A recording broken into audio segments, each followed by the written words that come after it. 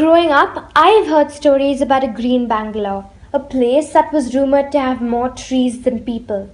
Then industry boomed and IT parks were set up. The garden city morphed into the fuller, faster Namma Bengaluru I know today.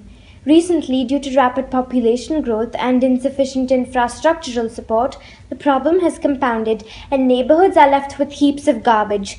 At this moment, we have to ask ourselves, is this the shape we want our future to take? How do you see your Bangalore? Hi, we are Adya, Ananya, Sada, and Zara.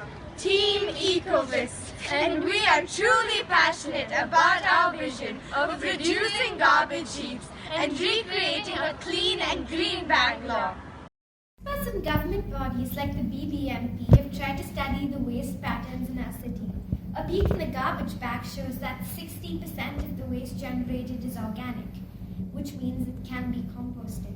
If composting is an easy solution, why has it not been a widely accepted practice? To understand this, we spoke to multiple people. Here's a glimpse of what we found. Out of the 74 people we surveyed, 55% were non-composters. The biggest hesitation towards composting was the lack of knowledge, time, and space required to do this activity on a daily basis. The successful composters mainly were apartment communities with 100+ apartments, organizations, and hotels who have dedicated staff and infrastructure for this. Here's some direct feedback from our surveyors. At the Novotel, we generate 250 kilos of waste coming out of our restaurants and kitchens. We can handle as much as up to 300 kilos a day. At the end of every month, we are left with about 800 kilos of compost, which we try and give away to local nurseries, but a lot of it is left over, and it's a challenge that we face every month. Composting is a great practice, but as an individual homeowner, there are several challenges.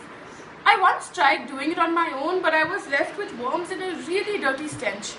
What would make things really convenient was if every locality had a composting center, and we could just go and leave our organic waste there and they could do the composting for us. After reviewing and discussing our survey data, we came up with the basic premise of connecting people. We were convinced that by using excess capacity of composting facilities and creating a single platform for advertising compost, we would be utilizing the existing resources efficiently. To validate our app idea, we spoke to multiple people. Here is what the founder of Swachhagrah had to say. Armed with these insights, we conceptualized our app Composted.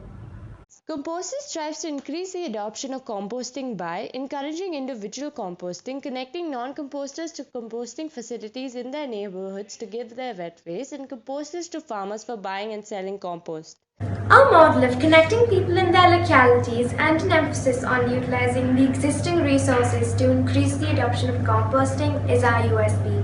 A quick look at the chart will show us that Composted is the first of its kind mobile app solution that provides us with all the services related to composting under one umbrella.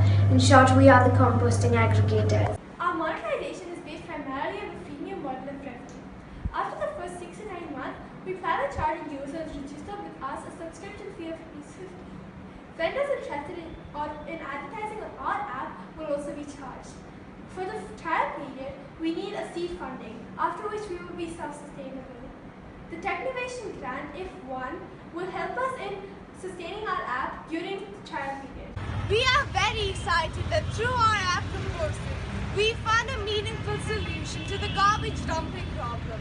Technology has helped us complete the cycle of nature in its true sense. Our goal is to increase the adoption of composting without increasing the carbon footprint on the We have contributed our bit in making Bangalore a clean and green place to live in, and so can you. All you gotta do is